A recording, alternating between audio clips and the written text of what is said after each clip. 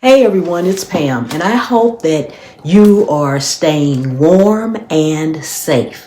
Now, as I am filming this, the snow is really coming down. We have maybe about 7 or 8 inches already across a huge stretch of the South and the East Coast. Now, you all watched my last blackout video, and I heard you. You want to be prepared, but not scared.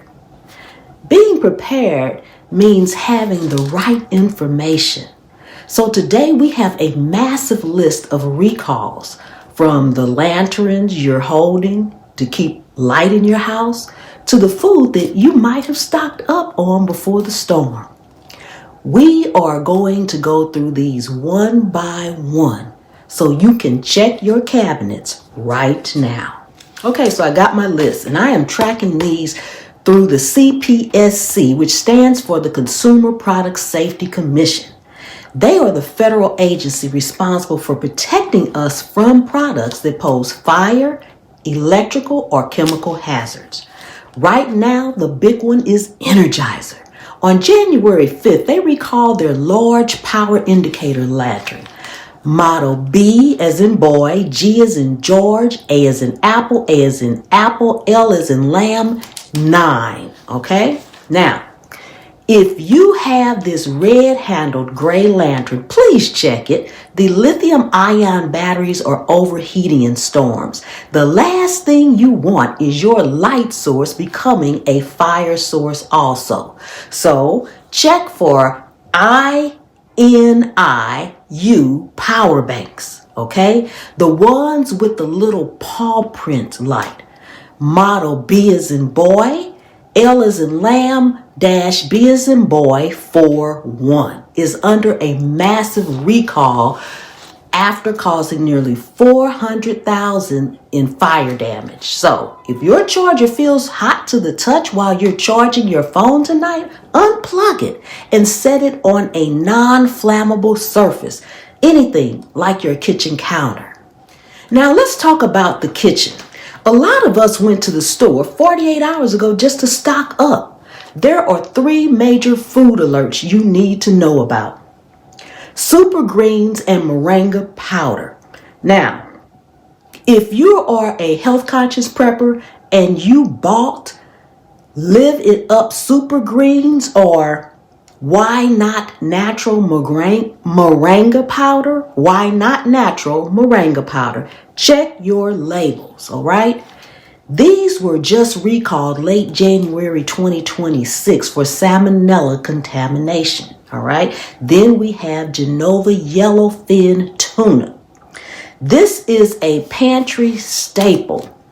Tri-Union Seafoods issued an alert because some cans were distributed with defective seals. If the seal is compromised, it can lead to botulism, which is extremely dangerous, right? So check your easy open pull tab cans. Then there's Gerber arrowroot biscuits. Gerber arrowroot biscuits. If you have little ones at home, Gerber just recalled select batches of these on January 28th because of foreign material, specifically pieces of plastic or paper that should not be there. Now, if the power is still on but you're feeling the chill, you might have pulled out old electric blankets. So I need you to check for the brand Max Care. They're H as in Harry, B as in boy, 1, 8, A as in apple models sold at Walmart are notorious for melting or igniting. Also, a quick note on space heaters. The CPSC estimates over 1,600 homes are involved in fires every year. If you are using one tonight, plug it directly into the wall.